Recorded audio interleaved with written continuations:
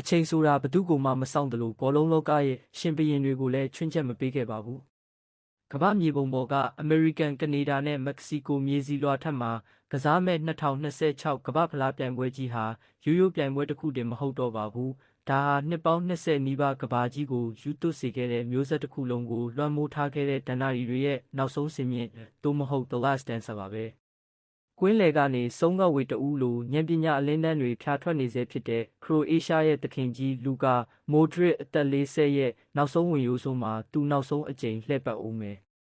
ဘရာဇီးရဲ့မျက်ရည်တွေနဲ့မျောလင်းချက်တွေကိုပခုံးပေါ်ထမ်းထားတဲ့နေမှာဂျူနီယာဒန်ယာအနာရွတ်တွေကြားကနေစမ်ဘာကကိုနောက်ဆုံးတစ်ခေါက်ကပြဖို့ပြင်ဆင်နေတယ်။ဘယ်ဂျီယန်ရဲ့နှလုံးသားကီဗင်ဒီဘရိုင်းနာအီဂျစ်ရဲ့ဘရင်ကြီးမိုဟာမက်ဆာလာအာရှတိုက်ရဲ့ဂုံဆောင်ဆွန်ဟောင်မင်းနဲ့တာလန်ရဲ့ကြောက်ဆောင်ကြီးဘာဂျင်ဘန်တိုက်ကိုသမားဆိုတဲ့အတိတ်တွေကိုတမိုင်းတည်ထိုးပြီးပြောင်းလဲပစ်ခဲ့တဲ့ဂျာမနီရဲ့တမ်မနီတကားမူကြီးမန်နူရယ်နူအာသူတို့အားလုံးဟာရွှေရောင်အတိတ်တွေကိုနှုတ်ဆက်ဖို့ဒီစင်မြင့်ထက်ကိုရှောက်လန်းလို့လာနေကြပြီ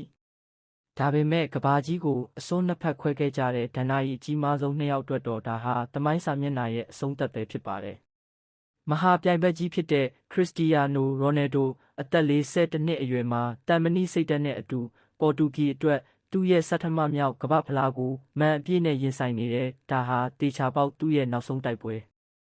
အခြားတစ်ဖက်မှာတော့ဘောလုံးလောကရဲ့နက်ဖျားလို့တင်စားကြတဲ့အသက်39နှစ်အရွယ်လီယိုနယ်မက်ဆီတရက်ဖူကိုစောင်းထားပြီးသားဖြစ်ပေမဲ့အာဂျင်တီးနားအင်ဂျီအပြာနူရောင်လေးနဲ့အတူကဘာကြီးကိုသူ့နောက်ဆုံးတစ်ခေါက်ပြုံးပြဖို့ရောက်ရှိလို့နေပြီ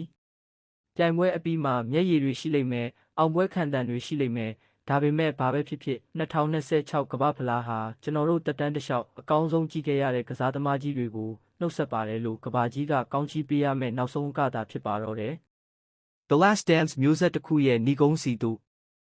အခုလိုစိတ်ဝင်စားစရာဘောလုံးအကြောင်းအရာတွေကိုအမြဲကြည့်ရဖို့ KO Hu Channel ကို Subscribe လုပ်ထားဖို့မမေ့နဲ့အောင်တော့အားလုံးကိုကျေးဇူးတင်ပါတယ်ဗျာ